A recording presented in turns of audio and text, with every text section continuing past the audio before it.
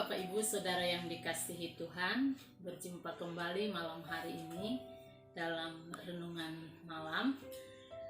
Puji nama Tuhan karena Allah begitu baik bagi kita sehingga kita masih diberi kesempatan untuk menikmati hari-hari yang kita lalui.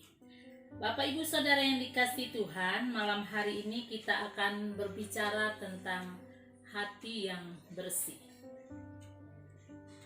Secara jasmani, hati merupakan organ vital atau organ yang memiliki peranan yang sangat penting bagi kelangsungan hidup manusia.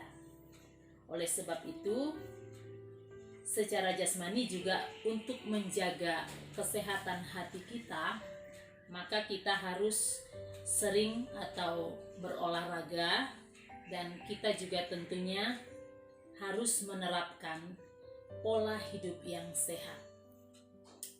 Dalam firman Tuhan, Alkitab juga mengajarkan kepada kita bagaimana kita menjaga hati kita secara rohani tentunya.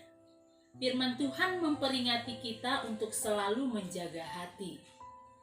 Dikatakan dalam Alkitab, jagalah hatimu dalam segala dengan segala kewaspadaan, karena dari situlah terpancar kehidupan.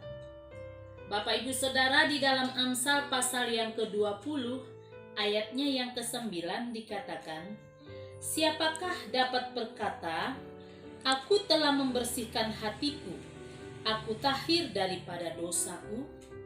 Bapak Ibu Saudara yang dikasihi Tuhan, Amsal bertanya siapa yang mampu membersihkan hatinya? Siapakah yang sanggup menyucikan hatinya? Artinya suatu pertanyaan yang memerlukan jawaban dari firman Tuhan sendiri, bahwa tidak ada seorang pun yang bisa menyucikan hatinya sendiri. Oleh sebab itu, Alkitab mengajarkan kepada kita malam hari ini bagaimana kita menjaga hati kita, atau bagaimana kita bisa memiliki hati yang bersih. Pertanyaannya, kenapa kita perlu menjaga hati ini? Karena itu yang diperingatkan oleh Alkitab. Yang pertama, kenapa perlu menjaga hati? Karena dari hati dapat timbul berbagai masalah atau persoalan hidup. Contoh misalnya, hati yang tidak bersih akan menimbulkan pikiran yang jahat, akan menimbulkan percabulan, perzinahan, pembunuhan, pencurian, hujat, bahkan sumpah palsu.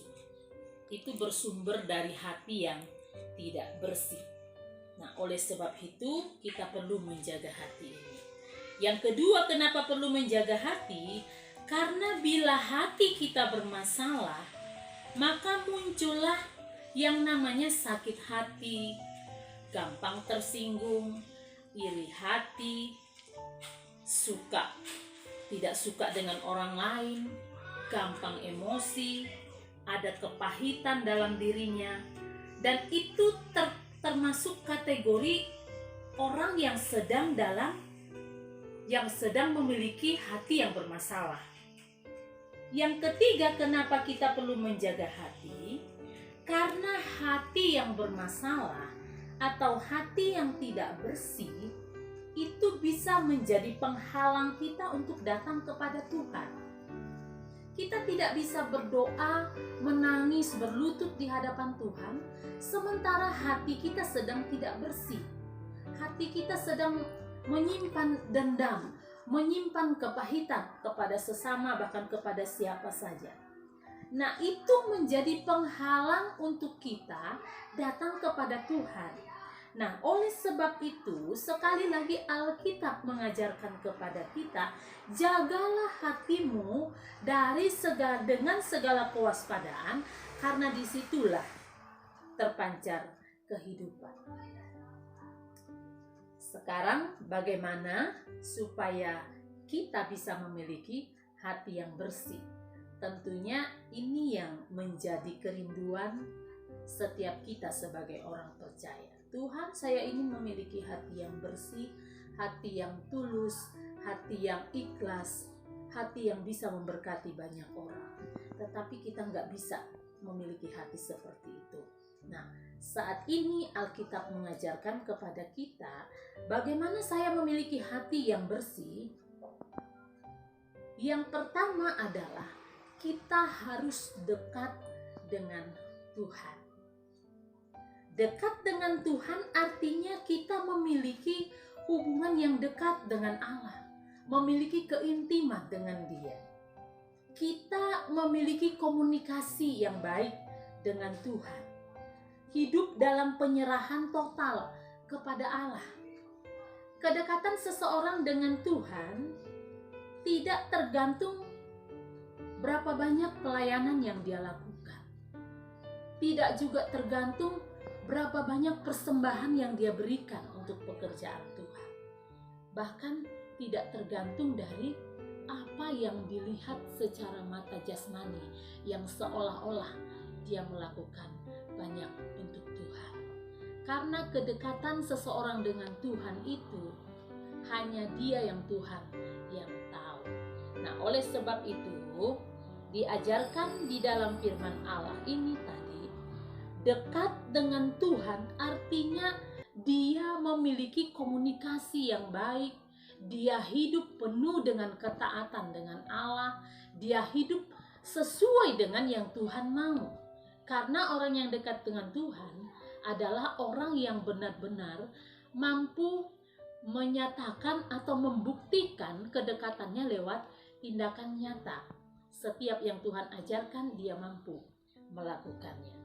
Hal yang kedua, bagaimana kita bisa memiliki hati yang bersih selain dekat dengan Tuhan adalah kita harus taat kepada perintah Tuhan.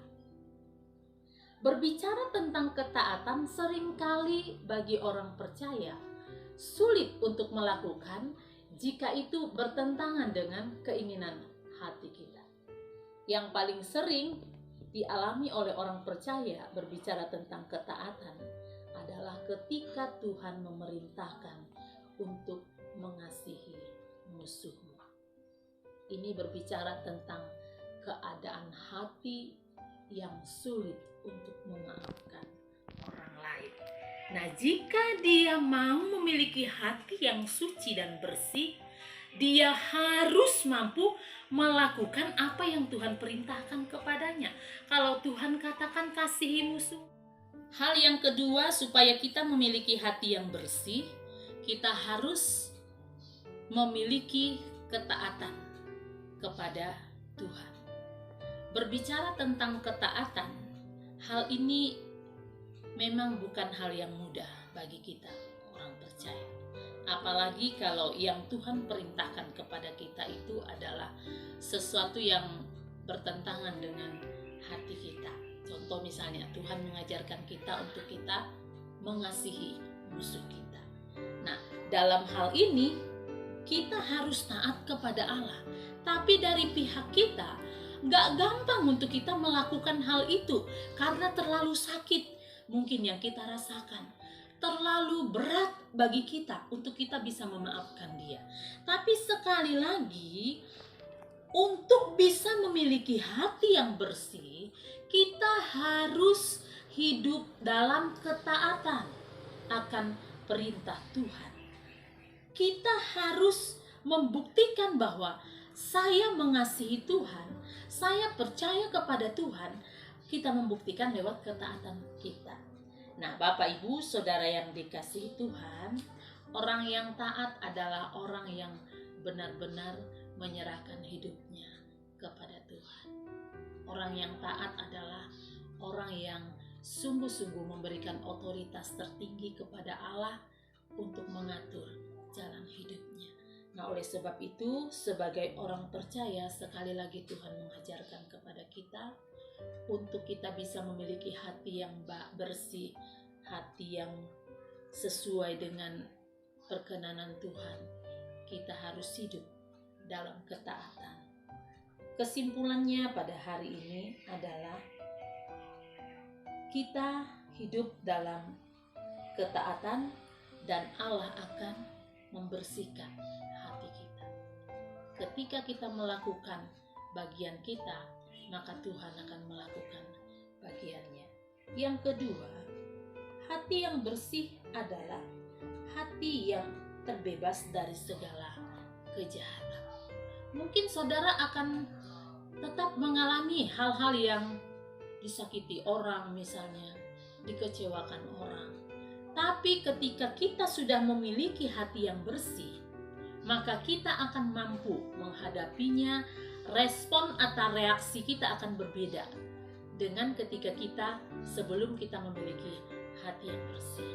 Oleh sebab itu, sekali lagi pada kesempatan ini firman Tuhan mengingatkan, mari kita hidup dalam kedekatan kepada Tuhan, jalin komunikasi yang baik dengan Dia, intim dengan Tuhan, dan hiduplah dalam ketaatan.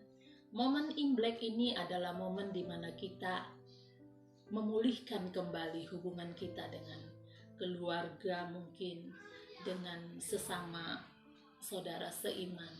Jika ada hal-hal yang lalu yang pernah mungkin membuat kita kecewa, biarlah momen ini kita jadikan untuk kesempatan untuk kita saling memaafkan, kesempatan untuk kita saling menyelesaikan setiap persoalan kita. Percayalah, ketika kita hidup dalam perkenanan Allah, ketika kita memiliki hati yang bersih, maka kita akan diperbaharui hidup kita.